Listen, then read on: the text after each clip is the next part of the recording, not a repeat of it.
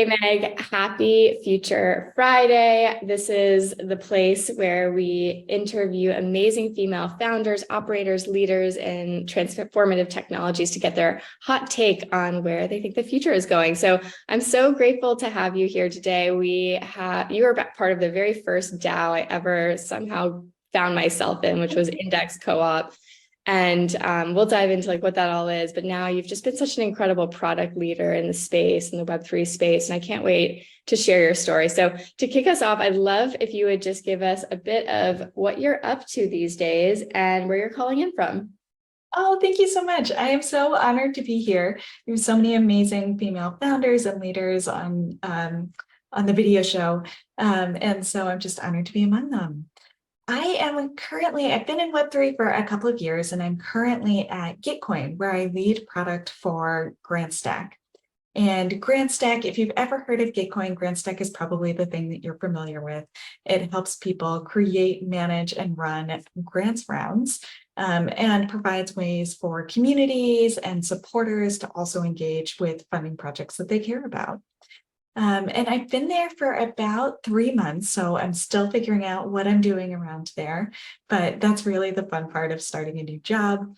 And I'm calling in from the Washington, D.C. area, where I am, one of 50 crypto fans in this area. I love it. Well, you're leading the charge there, and it's an important thing. Well, I'd love to dive into just like how you got involved in the Web3 space, because you started with marketing and things like True Action, which was an eBay company, consistently kind of doing marketing, revenue lead gen, SEO, and then all of a sudden, jump into Flipside. Basically, I think Flipside was the first introduction. So maybe just tell us a little bit about like what is Flipside, and then like how did you find that? How did you dive into that? Yeah, so Flipside is a company that basically provides on-chain data to organizations of all types. So it has a free product that makes that data available to community members and anybody who wants to access it, as well as enterprise plans, and provides like on-demand data availability for enterprise BI or app integrations. Flipside was a total departure from what I had done before, and it was really deliberate and also really scary. So as you mentioned, I had spent a lot of my career in the marketing world. So I started off as a marketer, and then I transitioned into product for a MarTech organization. And I got to the point around 2020 where I just got really frustrated with the industry. And I felt like there were some really deep flaws in the way that it was operating that didn't make me feel good about the products I was building and the users I was serving, in terms of data privacy and user ownership of data in advertising specifically. And so I started complaining about this to a lot of friends. And someone was like, well, if you really want to like make a big change, you should check out crypto. And I was like, okay, sure. I'll check out crypto. And through a friend of a friend, I landed at Flipside. And that was my first exposure to crypto. At the time, Flipside was really kind of selling outside of crypto to enterprises. And I got to the point where I realized, hey, I'm working in crypto, but I don't really get it. And so after a couple months of Flipside, I joined the DAO that you mentioned, Index Co-op. And that's when I feel like I really went down the rabbit hole with crypto. So Index Co-op, just for anyone who's catching up, is basically constructing digital asset index funds, or ETFs. So things you might be familiar with in like the more traditional finance space, but really making it easy to construct those based off of, thematic themes that people are excited to be part of and contributing to. So that was actually my first DAO as well. And I remember you were already like a veteran, which was hilarious because it was like probably like you were 3 months before me. And so you mentioned a little bit about like finding Index Co-op. Like what was the path there? How did you hear about it? And how did you choose Index Co-op, where it's like so much kind of focused on like DeFi versus like MarTech, for example, or identity or community? Yeah, so Index Co-op was a really interesting opportunity. The DAO was just getting off the ground, and they had said, hey, we're looking to bring on product people who know their product discipline really well And we'll teach you about DAOs, we'll teach you about DeFi. We just need some like traditional Web2 product skills in our organization. And so that's how I got involved in the DAO. And at the time, way back when in 2020, 2021, crypto and Web3 was really, really DeFi centric. And so it's a great opportunity to get immersed in the industry by learning more about DeFi, by bringing things to the table that I had done before and I knew, and being able to like exchange knowledge and expertise with people who were much deeper in DeFi than I was. That makes a ton of sense. How did they find you? Did they just connect through Flipside? Was it through Twitter? Like, what was the ultimate like? Like all great crypto connections, it was on Twitter. I was wondering. Yeah. Yep.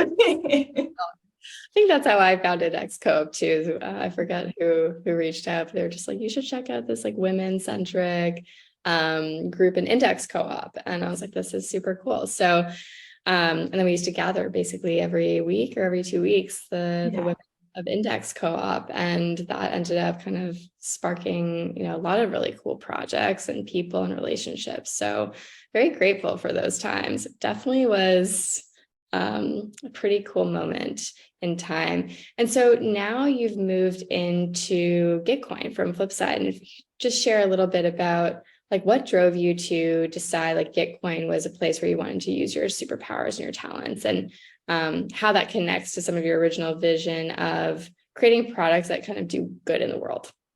Yeah, I had an amazing experience and like amazing career at Flipside. And I spent what is basically an eternity there, like 2.5 years in crypto, and got to the point where I was ready for a change. And so I had the opportunity to take some time off in between jobs, which I am incredibly grateful for. And it gave me the space to reflect on like, what am I looking for next? Like, what do I bring to the table? And what am I looking for on the other side of the table, if you will? And so I really wanted to build something that was at like the app or consumer layer, where I felt like I wasn't working on a piece of infrastructure that somebody else could build something cool on top of, and that other thing could really accelerate crypto adoption. Like I wanted to be the person who was building the thing that would accelerate crypto adoption, because like tens of thousands of people would use it. And so Gitcoin was really interesting to me because it's got such a foothold in Web3, and a really strong foundation in grants programs, which we're focused right now on expanding and empowering those grants programs, and the way that we think that they're really driving growth and the next bull market in the industry. And so I was really excited, not just by the way that they're pushing Web3 forward, but by the way that Gitcoin also kind of onboards people into Web3 for the first time. And we talked to so many organizations and donors who use Web3 for the first time in order to engage their communities in quadratic funding rounds through Gitcoin. And so that opportunity to kind of push on the frontiers of Web3 and Web2 at the same time was just super exciting to me.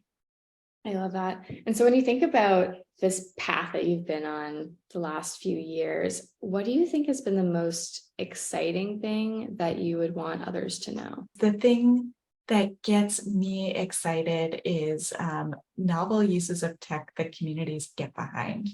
And that's something that was really true for me in my MarTech career too. Another way to phrase this is just like tech that gives underdogs a chance. And so whenever I see an opportunity like that, I just jump on it. And whenever I see something exciting, I just like raise my hand to do something that's, somehow adding to the cause. And that's my only plan for the future too.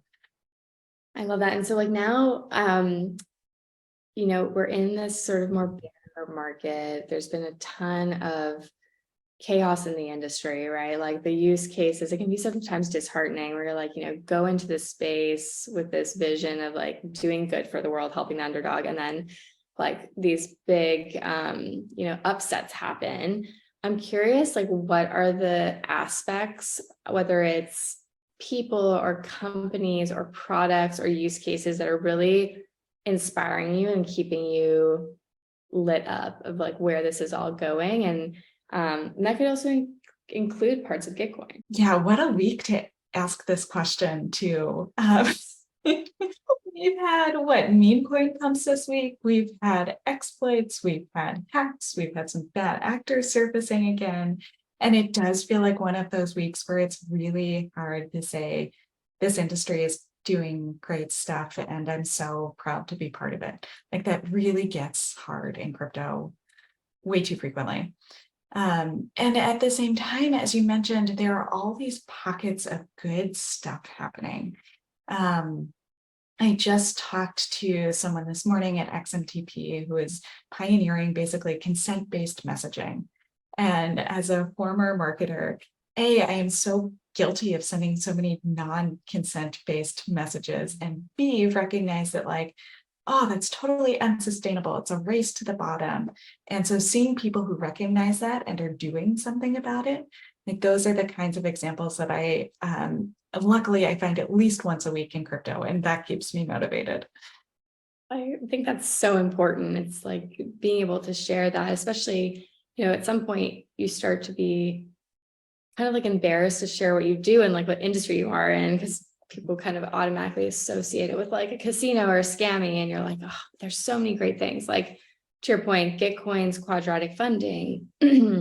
What I love about Gitcoin is that the organization has really been focused on its values from day one, taking the more conservative approach on almost like every angle, even in the product aspect and sphere, and in the community. And then these other great, movements around identity and governance, and really connected to your original vision of MarTech. Like, what is the future here? What does it look like to have self-custody and ownership and transparency, especially in the data world?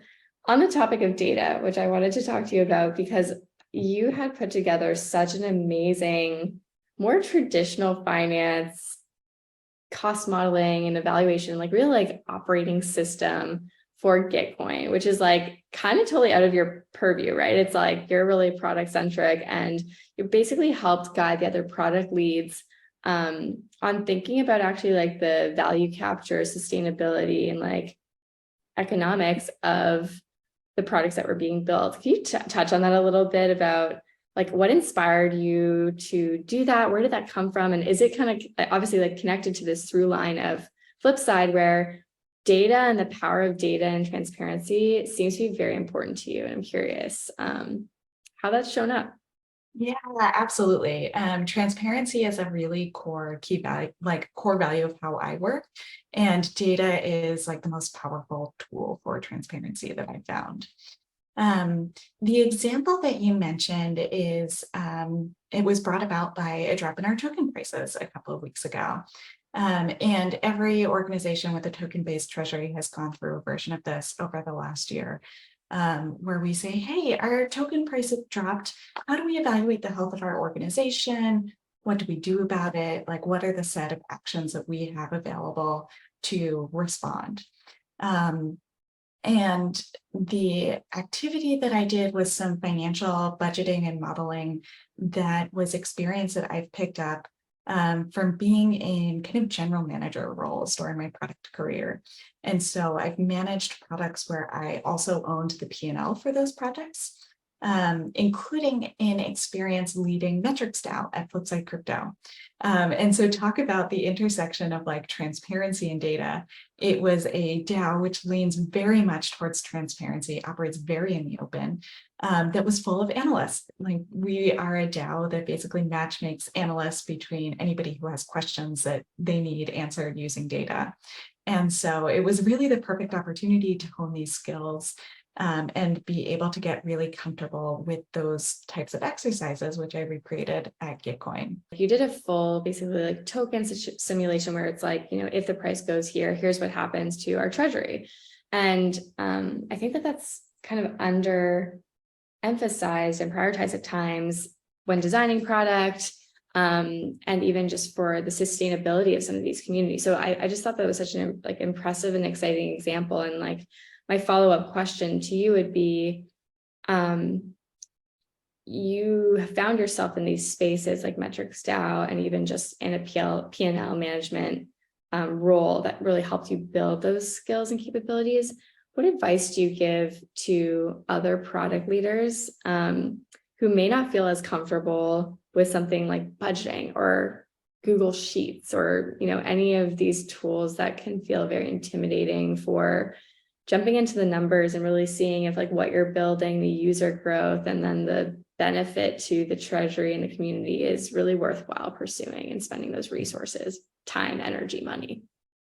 Yeah, I think for product leaders or really any other leaders, it's one of those exercises that always seems more scary or harder than it actually is in practice. And so my top piece of advice is just always say yes, always jump into it. Like the worst thing that can happen is you have a really badly formatted spreadsheet, which is not the end of the world. We've all faced product catastrophes that have gotten much worse than a bad spreadsheet. And so to really build that in as part of your process, when you're thinking about, hey, I'm evaluating a big investment and I'm not just thinking about the trade-offs on my roadmap, like should I build feature A or feature B, but what is it going to cost me and what is the ROI that I can expect from that feature in terms of new users or increase in revenue? And just being able to build that tool into your product toolkit, as it were, can be super valuable and a really big lever in your career growth. It's being able to speak not only to the product, but to the business around the product. Absolutely. And, there's aspects of just design thinking that can really take practice to hone. It can also be this similar type of thing in modeling, right? Like, do you have any tips or resources of either maybe it's metrics DAO or other ways to connect with people who maybe have gone through that line of reasoning and thinking and can help you think about the levers? Because I think that can be sometimes the hard part. It's just like sitting by yourself with a spreadsheet and trying to think about like what drives what and what are the important things to even like consider, to drive, obviously, like could be user growth or like, these total assumptions that you might not have any context or comparables or any reference point or even maybe experiments yet. So do you have any like thoughts on, if you don't have that skill yet, maybe that mentality, people, resources that like could really help you get your head in that mind space? Yeah, so one of those things, like, again, everything else in crypto, where there's no templates, there's no best practices, but there's a lot of smart people out there who are also trying. One thing that's been really helpful for me in the past, again, DAOs really operate in this area of transparency. And so I've gone to different forum posts where DAOs post their annual budgets. And looked at the way that they construct those and how they think about the impact on their businesses and how those models are different or similar to ones that I'm working within. And just engaging on the forum or reaching out in Telegram or Discord to the people that are authoring those budget posts. Again, because there are no templates or best practices, they're often really eager to hear another perspective. And they're so much more receptive to feedback than like a CFO at a Web2 company would be. And it's a great way for you to like receive their knowledge sharing as well. So appreciate this. I'd love if you could share too, like how can we keep in touch with you and what you share? I know you're pretty active also on Twitter. And then more broadly around the grant stack and the evolution that's happening there. Yeah, so definitely you're welcome to follow me on Twitter for my takes on Web3 and the Barbie movie.